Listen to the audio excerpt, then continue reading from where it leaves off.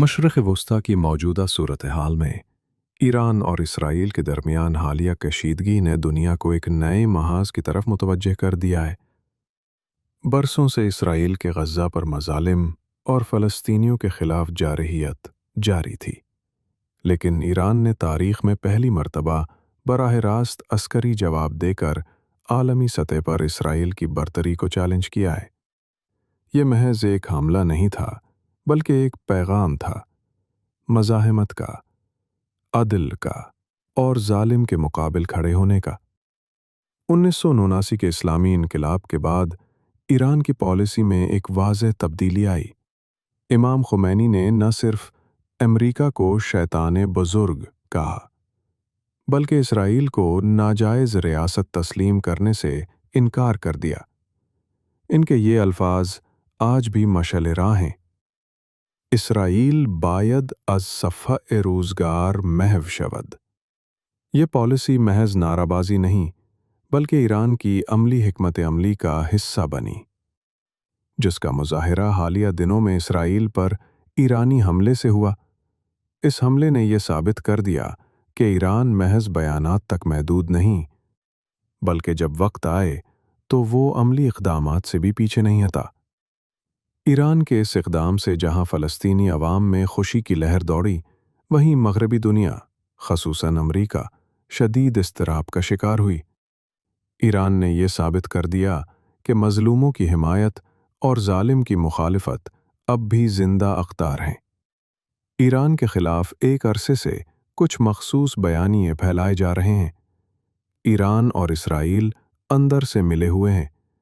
Iran Hamas کو شیعہ بنانا چاہتا ہے۔ ایران شیعہ ریاست ہونے کے ناطے سنی ممالک کا دشمن ہے۔ یہ سب باتیں ایک مخصوص پروپیگنڈا کا حصہ ہیں، جن کا مقصد ایران کی مزاحمتی پالیسیوں کو کمزور کرنا اور مسلم دنیا کو آپس میں تقسیم کرنا ہے۔ حقیقت یہ ہے کہ ایران نے فلسطینیوں کی حمایت کبھی مسلکی بنیادوں پر نہیں کی۔ حماس، جو ایک سنی مزاحمتی جماعت ہے، نے خود اعتراف کیا ہے کہ ایران نے انہیں بغیر کسی مذہبی شرط کے عسکری و مالی مدد فراہم کی۔ پاکستان اور ایران دونوں اسلامی جمہوری ممالک ہیں اور ایک دوسرے کے قدرتی اتحادی ہو سکتے ہیں، لیکن افسوس کہ پچھلے کئی عشروں میں ان تعلقات کو غیر ضروری تحفظات اور خارجی دباؤ کے تحت سرد مہری کا شکار بنا دیا گیا۔ پاکستان کو چاہیے کہ وہ ایران کے ساتھ اسٹریٹجک شراکت داری قائم کرے، خصوصاً دفاعی، توانائی اور اقتصادی میدانوں میں۔ ایران کے پاس توانائی کے وسیع ذخائر، عسکری تجربہ اور ایک آزاد خارجہ پالیسی ہے جو پاکستان کے لیے نہایت فائدہ مند ہو سکتی ہے۔ پاکستان کو ایران کے ساتھ تعاون کے درج ذیل میدانوں پر توجہ دینی چاہیے۔ گیس پائپ لائن منصوبہ۔ Iran Pakistan gas pipe line منصوبہ کئی سالوں سے تعطل کا شکار ہے، حالانکہ یہ منصوبہ پاکستان کی توانائی کی ضروریات کو پورا کر سکتا ہے۔ دفاعی تعاون۔ دونوں ممالک مشترکہ طور پر اسرائیلی خطرے اور دہشت گردی کے خلاف حکمت عملی طے کر سکتے ہیں۔ تجارتی روابط۔ ایران کی بندرگاہ چاہ بہار اور پاکستان کی گوادر بندرگاہ خطے کی ترقی میں کردار ادا کر سکتی ہیں۔ اقوام متحدہ کا کردار۔ طاقتور کا محافظ۔ اقوام متحدہ کا اصل مقصد دنیا میں امن کا قیام اور مظلوم اقوام کے حقوق کی حفاظت ہے، لیکن جب معاملہ اسرائیل اور فلسطین کا ہو یا ایران کے خلاف امریکی پابندیوں کا، تو اقوام متحدہ کا کردار جانبدار نظر آتا ہے۔ جب اسرائیل نے غزہ میں ہزاروں فلسطینیوں کو شہید کیا، اقوام متحدہ کی قراردادیں محض کاغذی رہ گئیں، لیکن جب ایران نے اسرائیل پر جوابی حملہ کیا تو فوری مذمتی بیانات اور ہنگامی اجلاس طلب کیے گئے۔ یہ دوہرا معیار مسلم دنیا کے لیے ایک کھلی وارننگ ہے کہ عالمی نظام میں انصاف کی امید اپنی طاقت کے بغیر محض ایک خواب ہے۔